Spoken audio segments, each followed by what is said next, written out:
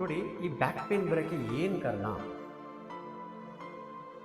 ಕೆಲವರು ಕೇಳ್ತಾರೆ ನನಗೆ, ಸರ್ ಎಲ್ಲ ಟ್ರೀಟ್ಮೆಂಟ್ ಒಂದೇ, ಫಿಸಿಯೋಥೆರಪಿ, ಮಸಾಜು ಎಲ್ಲ ಪೇನ್ ಕಿಲ್ಲರ್ ತಗೋತಾ ಇದ್ದೀನಿ, ಆದರೂ ಬ್ಯಾಕ್ ಪೇನ್ ಯಾಕೆ ಕಡಿಮೆ ಆಗ್ತದೆ, ಏನು ಸರ್ ಕಾರಣ ಅಂತ ಹೇಳ್ತಾರೆ. ನೋಡಿ, ಬ್ಯಾಕ್ ಪೇನ್ ಬರೋಕ್ಕೆ ಮಸಲ್ ಒಂದೇ ಸಮಸ್ಯೆ ಅಲ್ಲ, ಬೇರೆ ಬೇರೆ ಕಾರಣ ಇರುತ್ತೆ. ಇನ್ಸೈಡ್ ಪ್ರಾಬ್ಲಮ್ ಇರುತ್ತೆ, ಸ್ಪಾಂಡಿಲೋಸಿಸ್ ಆರ್ ಸ್ಪಾಂಡಿಲೈಟಿಸ್, ಮತ್ತು ಡಿಸ್ಕ್ ಡಿಹೈಡ್ರೇಷನ್, ಡಿಸ್ಕ್ ತಿನ್ನಾಗುತ್ತೆ, ಡಿಸ್ಕ್ ಡಿಜನರೇಷನ್ ಆಗುತ್ತೆ. ಎರಡನೇದು ಎಂಕ್ಲೋಸಿಂಗ್ ಸ್ಪಾಂಡಿಲೈಟಿಸ್, ಒಂದಕ್ಕೊಂದು ಹತ್ಕೊಂಡ್ಬಿಡುತ್ತೆ, ಅಲ್ಲಿ ಮೂಮೆಂಟ್ ಆಗಲ್ಲ, ಈ ಥರ ಬಾಡಿ ಸ್ಟಿಫ್ ಆಗುತ್ತೆ. ನೆಕ್ಸ್ಟು ಬಂದು ಪೆಲ್ವಿಕ್ಕು ಡಿಸ್ಟ್ರಾಕ್ಷನ್ ಆಗಿಬಿಟ್ಟು ಒಂದು ಕಾಲ ಮೇಲೆ ಭಾರ ಜಾಸ್ತಿ, ಒಂದು ಕಾಲ ಮೇಲೆ ಕಡಿಮೆ ಇರುತ್ತೆ. ಟೇಲ್ ಬೋನ್ ಹಿಂದೆ ಬಂದು ಸೇಕ್ಯುಲೇಷನ್ ಆಗಿ ಅದ್ರ ಮೇಲೆ ಕುತ್ಕೊಳ್ಳೋದ್ರಿಂದ, ಮಲ್ಕೊಳ್ಳೋದ್ರಿಂದ ಕೂಡ ಬ್ಯಾಕ್ ಪೇನ್ ಬರುತ್ತೆ. ಮತ್ತು ನಾವು ಜಾಸ್ತಿ ಇನ್ಫ್ಲಮೇಟರಿ ಫುಡ್ ತಿಂದಾಗ ಕೂಡ ಪೇನ್ ಜಾಸ್ತಿ ಆಗುತ್ತೆ. ದಯವಿಟ್ಟು ಕಾರಣ ತಿಳ್ಕೊಂಡು ಆಸ್ಟಿಯೋಪತಿ ಕರಪ್ರೆಟಿಕಲ್ಲಿ 100% ತಾವು ಬ್ಯಾಕ್ ಪೇನ್ ವಾಸಿ ಮಾಡ್ಬೋದು.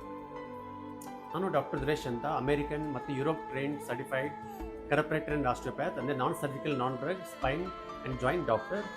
ಈ ಥರ ಭಾಳಷ್ಟು ಉಪಯೋಗಕರ ವಿಡಿಯೋಗಳನ್ನು ನೋಡಲು ದಯವಿಟ್ಟು ನಮ್ಮ ಚಾನಲ್ಗೆ ಸಬ್ಸ್ಕ್ರೈಬ್ ಆಗಿ, ಶೇರ್ ಮಾಡಿ, ಮತ್ತು ನನ್ನ ಕಾಂಟ್ಯಾಕ್ಟ್ ಮಾಡಲು ದಯವಿಟ್ಟು ಈ ನಂಬರ್ಗೆ ಕಾಲ್ ಮಾಡಿ. Thank you.